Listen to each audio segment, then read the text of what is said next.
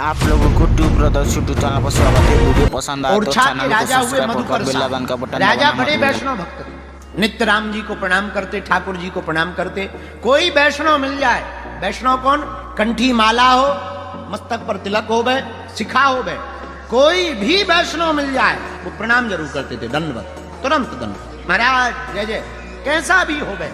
अच्छा, राजा की प्रजा के कुछ लोग होते ही हैं उपद्री, उन्हें बड़ी हंसी लगे, बड़ा गजब का राजा है, किसी को भी प्रणाम करता है। एक दिन कुछ उपद्रियों ने विचार किया, राजा सही में वैष्णव भक्त है कि नौटंकी करता है, सरल होने का चेक करो। तो क्या किया, एक गधा लाए, गधा, गधे के गले में माला पहनाई, माथे पे तिलक लगाया, पावन में तिलक लगाया। गधा तो गधा बोले हाँ, तो वहां की प्रजा जो ठलुआ थे वो बोले हैं, लोग जा बेटा बाबा बनोगे। माला वाला पहनाई, तिलक लगाया, खड़ा कर दिया मंदिर के बाहर। राजा का समय फिक्स था, वो प्रणाम करके बाहर निकलते, रास्ते में एक कोने में खड़ा कर दिया ताकि मंत्री को पहले से पता न लगे। राजा निकले, मंत्री पीछे चलते थे, राजा आगे, क्योंकि पूजा पाठ करके एकदम सरलता से जीवन जीते। राजा आगे आगे, मंत्री पीछे।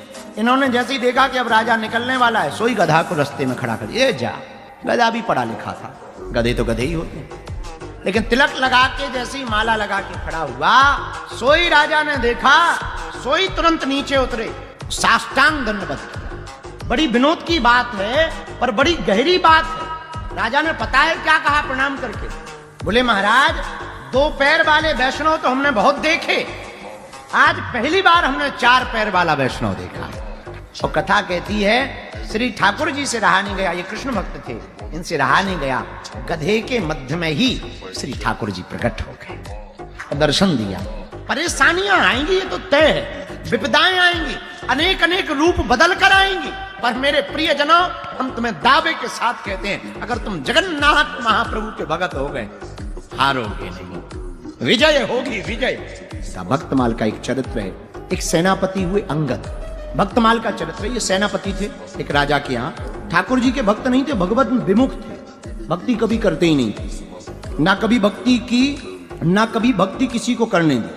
इनकी जो पत्नी थी वो बड़ी धर्मात्मा थी, इतनी ज्यादा धर्मात्मा थी कि बिना ठाकुर जी को भोग लगाए वो रहती नहीं थी, और मात्र पत्नी के ठाकुर भक्त होने के कारण इनकी जिंदगी बदली, ये एकदम विमुख भगवान से। एक दिन पत्नी जिस गुरु से दीक्षा लिए हुए थी, तो गुरु जी को बुलाया, गुरु जी घर आए और भगवान की कथा सुनाने लगे। तो रनवास की जितनी रानियां और काम करने वाली सेवायत थी वो सब बैठ गई।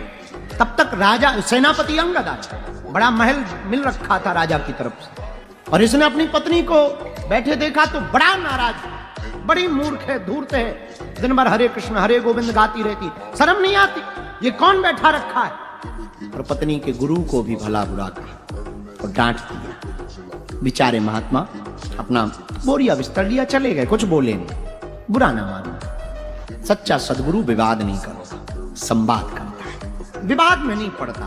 वो मुस्कुराए, वो चले गए। इधर पत्नी को बड़ा बुरा लगा, ठाकुर जी के प्रेम में पागल, बेचारी खूब रोने लगी। अंगद की पत्नी आंखों से आंसू बहते गए। 2 दिन तक वो सोई नहीं, उसने कुछ खाया भी नहीं, और बैठी बैठी रोने लगी। पति को बड़ा बुरा लगा, बड़ा प्रेम करता था अंगद, जो सेनापति था वो बड़ा प्रेम करता था। तो पत्नी को खूब विनय किया, तू मान जा, हमने गुस्सा में कह दिया, ठीक है हम नहीं कहेंगे, तू अपने मन का करना।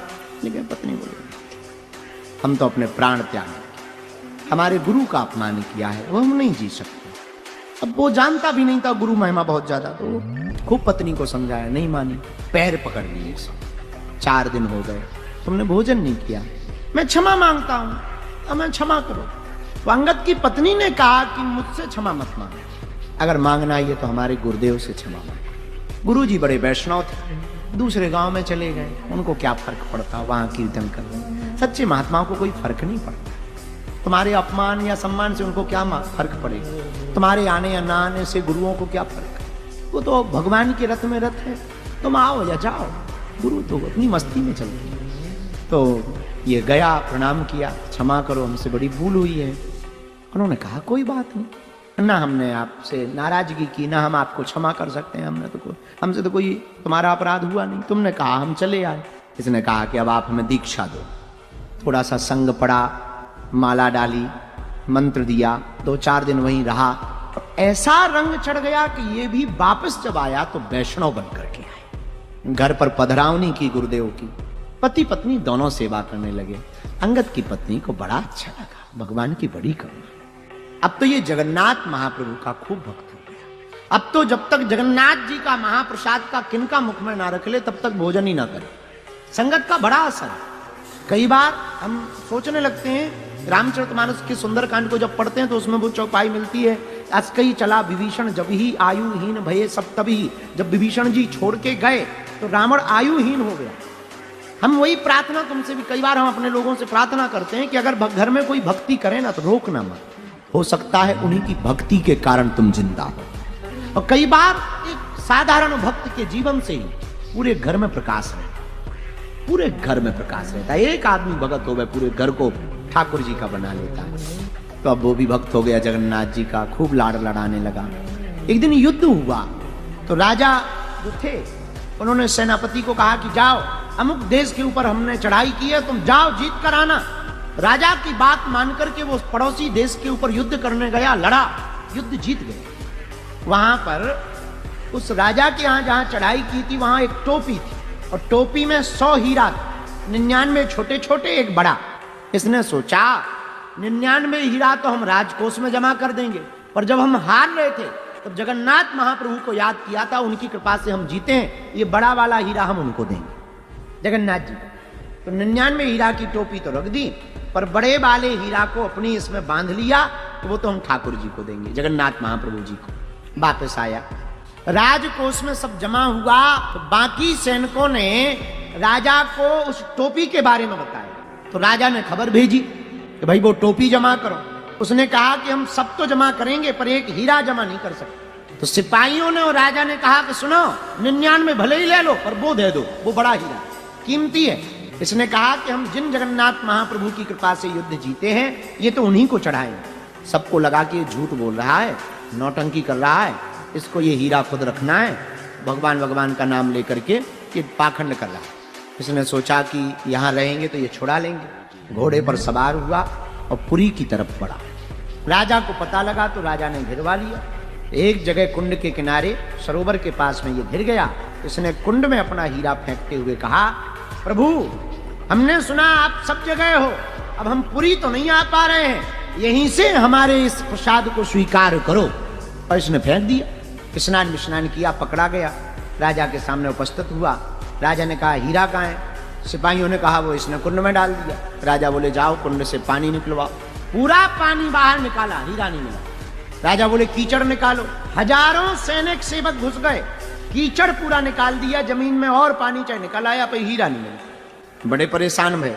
तब तक यहाँ पुरी, जगन्नाथपुरी से खबर पहुंची, पत्र आया अंगद सिंह के नाम से, सेनापति अंगद सिंह आपके द्वारा भेजा हुआ हीरा श्री जगन्नाथ महाप्रभु की सेवा में पहुंच गया है और उनके मस्तक पर लगा दिया गया है। राजा ने जब वो पत्र पढ़ा तो राजा स्वयं दर्शन करने आया। जब देखा अरे ये हीरा तो ठाकुर जी के यहाँ लगा हुआ है, और स्वयं सेनापति अंगद सिंह जी आए। जब पता लगा कि ठाकुर जी ने स्वीकार कर लिया, फिर लौट करके वो यहाँ से नहीं गए, यहीं ठहर गए। खूब राजा ने निवेदन किया, कई युद्ध राजा हार गए। वो जो राजा थे वो कई युद्ध हार गए, अंगद सिंह नहीं गए, सेनापति जी यहीं ठहर गए। कई दिनों बाद ब्राह्मणों को राजा ने भेजा कि तुम लेके ही आओ। ब्राह्मणों के बड़े भगत थे। सेनापति जी ने कहा हम नहीं जाएंगे। ब्राह्मणों ने कहा कि आप नहीं जाओगे तो हम सब यहीं प्राण त्यागेंगे। तब ब्राह्मणों का मन रखने के लिए अंगद सिंह गांव के नजदीक तक गए। राजा चरणों में लिपट करके खूब दंडवत प्रणाम करता। एक भक्त के कारण एक भी युद्ध नहीं हारे, पर एक भक्त लाइक और सब्सक्राइब कर नोटिफिकेशन का बटन दबाना मत भूलना।